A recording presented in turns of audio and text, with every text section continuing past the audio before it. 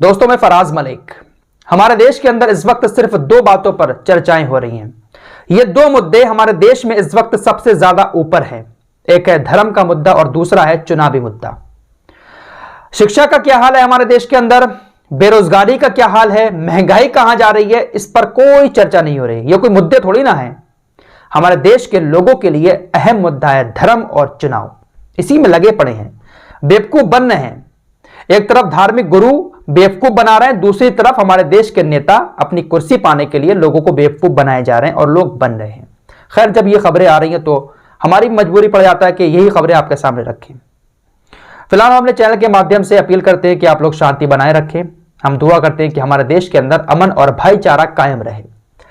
इसी अमन और भाईचारे को कायम रखने के लिए हमारे देश के जो योग गुरु हैं बाबा रामदेव, वो कलिया शरीफ की दरगाह पर पहुंचकर चादर चढ़ाते हैं और दुआएं करते हैं।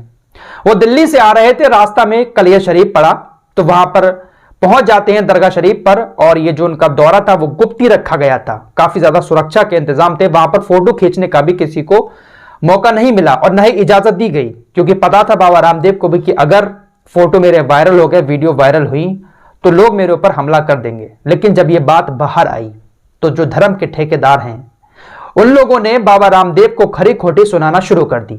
यति नरसिम्हानंद सरस्वती, इसने भी बाबा रामदेव के बारे में कहा कि हम तो बाबा रामदेव को ऐसा नहीं समझते थे, लेकिन उन्होंने पूरे संत समाज का अपमान कर दिया है। बाबा रामदेव को सभी साधु संतों से माफी मांगनी चाहिए।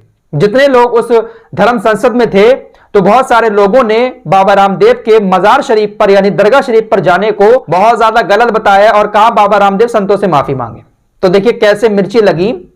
बाबा रामदेव अगर दरगाह पर जाकर देश की अमन और शांति के लिए, भाईचारे को बढ़ाने के लिए दुआ करने क्या पहुंच गए। आखिर किस ओर जा रहा है हमारा देश? क्या यह कट्टरवाद नहीं है? क्या इसको कट्टरवाद नहीं कहेंगे कि अगर कोई दूसरे धर्म का शख्स किसी दूसरे धर्म के यहां पर पहुंच जाता है तो उसको इस तरीके से अपमानित किया जाता है। इसको लेकर बाबा रामदेव भड़के भी हैं उन लोगों के ऊपर जो लोग उनको खरी खोटी सुना रहे हैं और उनका अपमान कर रहे हैं। बाबा रामदेव ने ट्वीट करके कहा कि मैं जन्म से ही पाखंड और अंधविश्वास का घोर विरोधी हूं। वेद धर्म और ऋषि धर्म के अनुसार आचरण करना ही अपना संन्यास धर्म और सनातन धर्म मानता हूं। साथ ही साथ उन्होंने कहा कि कुछ हिंदू विरोधी उनके खिलाफ साजिश रच रहे हैं। जो लोग उनको बुरा भला कह रहे हैं तो उनके बारे में कहा कि कुछ हिंदू विरोधी लोग, यानी यति नरसिम्हानंद सरस्वती ने भी इनका विरोध किया है और बहुत सारे साधु संत इनका विरोध कर रहे हैं मजार पर जाने का। तो उन्होंने कहा कि कुछ हिंदू विरोधी लोग मेरे खिलाफ साजिश रच रहे हैं। तो काफी ज्यादा बुरा लगा यति नरसिम्हानंद सरस्वती जैसे लोगों को उनका दरगाह पर जाना। फिलहाल हरिद्वार में जो धर्म संसद हुई थी उसको लेकर एक खबर सामने यह आ रही है कि यति नरसिम्हानंद सरस्वती के ऊपर भी मुकदमा दर्ज कर लिया गया है। साथ ही साथ 2-3 लोग और हैं, जो अन्नपूर्णा मां है, उन सबके ऊपर उत्तराखंड पुलिस की तरफ से मुकदमा दर्ज कर लिया गया है। अब देखते हैं कि मुकदमे के दर्ज होने के बाद इन लोगों के ऊपर कोई कार्रवाई करती है वहां की पुलिस या फिर नहीं करती है। इससे पहले आपको पता होगा कि एक धर्म संसद छत्तीसगढ़ के रायपुर में भी हुई थी। वहां पर एक कालीचरण नाम के शख्स ने महात्मा गांधी जी को गालियां दी थी। उसके बाद उसको गिरफ्तार कर लिया गया, लेकिन उसकी गिरफ्तारी के बाद बहुत सारे लोग उसके समर्थन में उतर आए। कुछ बीजेपी नेताओं ने भी कहा कि इसको रिलीज किया जाए, हैशटैग चलाया था। लेकिन कुछ संगठन उसके लिए रोड पर आकर प्रदर्शन करने लगे। ये देखिए जनसत्ता की खबर है, हरियाणा का ये मामला है। गोडसे ने देश बचाया अमर रहे सहित लगाए भड़काऊ नारे, देखती रही पुलिस, गांधी को गाली देने वाले कालीचरण की रिहाई की मांग। पुलिस के सामने गोडसे अमर रहे का ये लोग नारा लगा रहे थे, भड़काऊ भाषा का इस्तेमाल कर रहे थे, गांधी जी को गाली देने वाले कालीचरण को रिहाई करने की मांग कर रहे थे। लेकिन पुलिस ऐसे ही आराम से उनको देख रही थी। तो ये हो रहा है हमारे देश के अंदर।